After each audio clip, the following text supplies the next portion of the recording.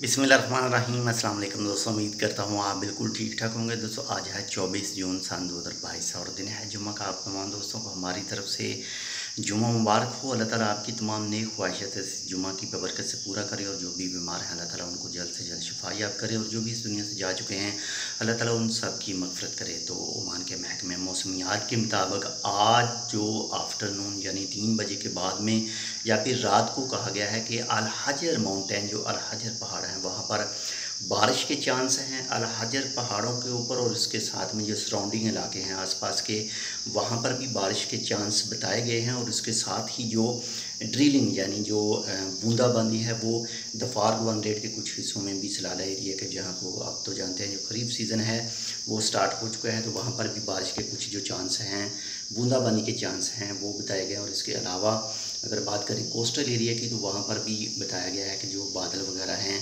वो मौजूद हैं। तो इसके साथ ही कल भी एक नोटिफिकेशन जारी किया गया था और महकमा मौसमियात के मुताबिक कहा गया था कि जो कुछ इलाकों में बारिशें वगैरह होंगी तो वादियों में पानी होगा, तो वादी क्रॉस करने से गुरेज़ करें। अगर पानी जो है वो ख़तरे की हद तक है तो कोशिश करें, वेट करें या फिर कोई दूसरा रास्ता इख्तियार कर लें। आप वादी को क्रॉस करने की कोशिश ना करें।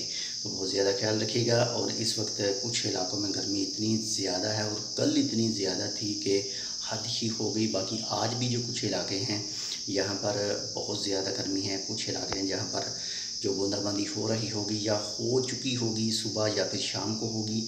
तो कमेंट करके ज़रूर बताइएगा आपके पास मौसम कैसा है। इंशाल्लाह मिलते हैं आपसे दूसरी अपडेट के साथ। अगर आपने अभी तक हमारे channel Tech with Urdu subscribe नहीं किया तो आप इसको सब्सक्राइब कर सकते हैं मज़ीद ऐसी ही मालूमाती वीडियोज़ के लिए।